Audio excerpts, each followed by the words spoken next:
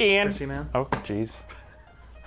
And we are back, fresh off Candyman 2021. So fresh. This is practically a reaction video. This is a reaction to the Maybe if you movie put we just saw. Reaction in the title. People will actually start watching these. That's a good idea.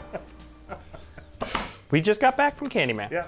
In the theater. In the theater experience, which is great. It's really exciting for me because for me, when the pandemic struck, my world changed. It was March 20th, 2020. That was like, you know, other things had shut down prior to that, but that was the day it became real. Yeah. For me. And I was anticipating Candyman coming out. It was like, what, 2 or 3 weeks after that? Yeah. I don't remember the exact date, but I had the night before, March 19th. I had one. It's weird that it's telling that I can tell you the date I watched Candyman. This is March 19th. The original. The original Candyman, March 19th, 2020. I was watching Candyman, getting ready for the release of the new Candyman. I was going to watch the whole series again in preparation, and then March 20th happened, layoffs at work, everything went down, everything went off the hook. Movie got pushed back. This movie got pushed back. Never did actually, despite having a year and a half of additional time, never did go back and watch the rest of the series like I intended to. Have you ever seen the rest of the series? Yeah. They're not, sequels obviously not nearly as good. I don't remember them being bad. They have some moments. Yeah, it doesn't have the drop-off that other series from the time period. Not Hellraiser, yeah. Hellraiser or most of the slasher movies, Sure. I would say, slasher series. Yeah, I mean, obviously Candyman is, while a slasher, and I think the original can be taken way more at face value as a slasher for a lot of people, still had obviously the deep political message in there, or deep social commentary. Sure, but I'm saying there's an audience that can just choose to ignore that. Sure. Especially for that movie. I think it's less easy to do for this version. Yeah. And we'll get into that. So, Candyman, this is a sequel. Yes. Not a remake. Not a remake. Because it does share story beats and continuity from the original. Names. And expands on the lore of the original in some ways. I was surprised by some of the ways that they expanded upon it. Yeah, I kind of liked it too. Yeah. They did a thing that I think I tend to not like in horror movies, especially franchises, but that I think really worked well here, where they created like a loop, like a repeating cycle, and like made it much bigger than the thing that it originally was. Like, the worst example of this type of thing to me is when you get into like the Freddy Krueger movie. What was the Freddy's Dead? Something? No. Freddy's New Nightmare? New Nightmare, where it's just like the meta thing. Yeah, it's an ancient, mysterious evil that's just manifesting in this way for this generation, and this does that sort of, not quite as obnoxiously. This it ties into the social commentary message in a powerful way. And that's why I think it works. Yeah, I agree. I loved this movie. Yeah. I do too. It's not perfect. No. I think, I mean, we'll go through it. The very end moment is great. The third act feels rushed in a way where I was like bombarded and like it didn't feel like it completely built up to the climax that it had. Okay. But I guess I just wanted a little more because I felt like there was a bit more story and it kind of jumped from one point to the other. I loved the last moment. And I thought it was, again, tied into this whole message throughout the entire movie in a perfect way. I thought everything was great in this. I thought it looked fantastic. The acting is fantastic. The effects are fantastic. Check. It's creative in a lot of ways. It's a deep movie. Shot really interesting. Shot beautifully. They use reflections in like every scene. Yes. Sometimes to storytelling effects, sometimes just for a creative flourish. Sometimes it felt like. Yeah. But yeah, there's almost everything I felt like was being shot through reflections. If not in an actual mirror, just like, you know, on the side of a building or, you know. The kill sequences are visceral, but not like fetishized. Like, it's not about just gore. It's actually horrific. It's not just, blood, man. Right, exactly. Because it's restrained in a lot of those scenes where it's like, you'll see something, or maybe you won't. And there's like an extremely creative kill with a wide shot that I loved. Yeah, I've never seen anything like that. That was so cool. It's just like, it's not subtle, but it sort of is in how it's like framed, not, you know what I mean? Yeah, it goes back and forth in its subtlety. Yeah. Yeah. It definitely isn't afraid to be as gory as it needs to be at times. And there's so many moments of like, you see that's Candyman in the background there. And in another horror movie, it would be, we'll have the ghost in the background, but we're gonna make the audience so aware with a loud hit or something because you want that to be a scary moment. But this, it was more like, we're just slowly building into this tension. I'm already ready for the article or the YouTube video where somebody's like, 12 times you didn't realize Candyman was in the background. Sure. And hey, I wouldn't be surprised if I missed a couple, because you're right, they're not afraid to be subtle. Yeah. And I mean, definitely saw it a bunch of times, but yeah, there could have been another time where I just, my eye was focused on a different part of the screen and I missed it. Yeah. My only, like, minor things, I said, I think the third act could use a little work. There's also some weird I really liked moments. the third act. Well, I ultimately did too, where it goes. I think there's a few moments of like weird humor that were like, felt a little out of place. Like what? That guy, the art director guy and his young girlfriend, and there was just weird like humor there. And he were they trying to be funny, or were they just trying to show how sleazy he was? Maybe, I don't know. He felt like he was like this comedic relief character. But I don't know. There were I know there were times when I laughed, but I don't think it was at that. Yeah. Yeah. I can't remember anything in particular though.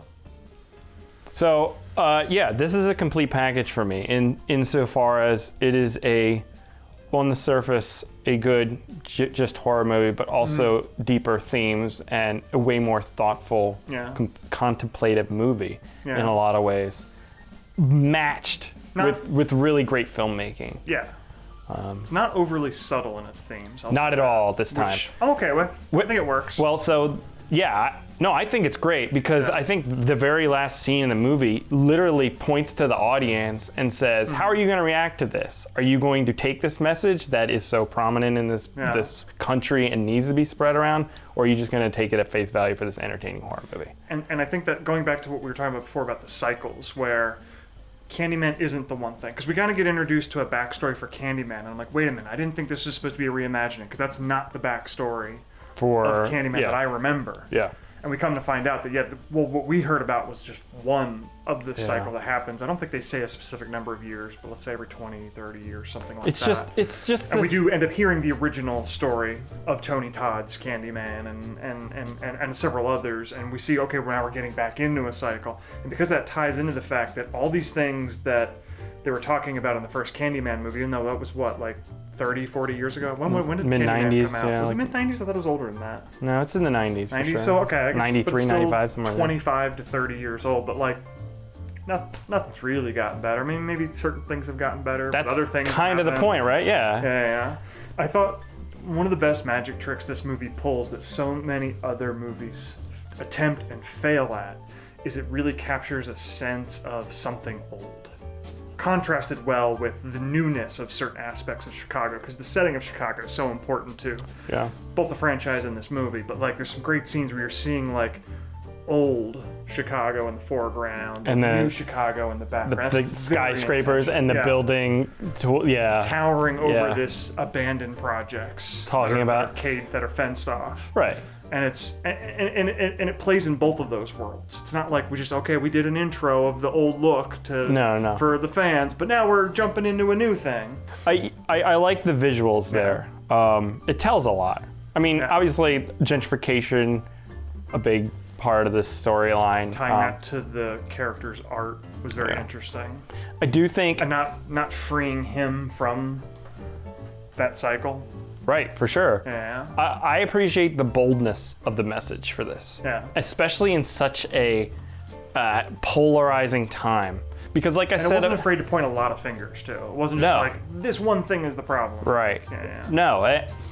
And like I said, the original, I think you could just take it at a face value as a slasher fun movie. There's just... I think there's going to be a strong part, or a decent-sized audience who's going to be like, I don't like political messages in my movie.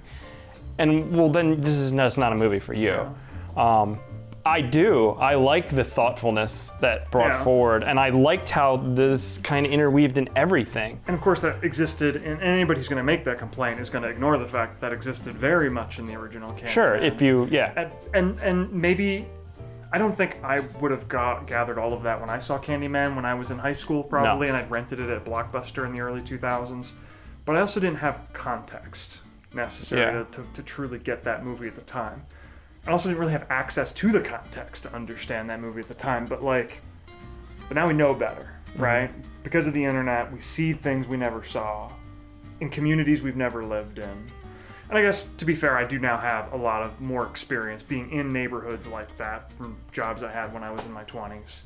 So yeah, it's there's no longer an excuse for certain things to keep happening the way they used to. Yeah. And for people to pretend they don't see things that are very much right there in front of them. Yeah. This was great. Yeah. I was impressed. I was thoroughly entertained, and I was actually surprised by all the body horror Yeah, elements I was too. just It thinking was that. like super effective so stuff gross. going on here. Creative kill Just like- sequences too. Sound design was fantastic. You ever lose a nail? Sure. Pulls off his nail. You were like squelching in your seat over Yeah, there. I was yeah. just like taking it all in. I was like, Yeah. Oh, I've lost some nails, and it's never been that gross to me when it's on me. But for some reason, seeing somebody else just take that nail, oh, it's so Yeah. gross.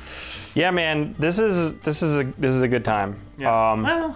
Well, it's Good not. time is a way to describe it, Yeah. but it's a well-made film. It's a very well made movie. I love Tony Todd in it, even his little moment, but iconic as always. Yep.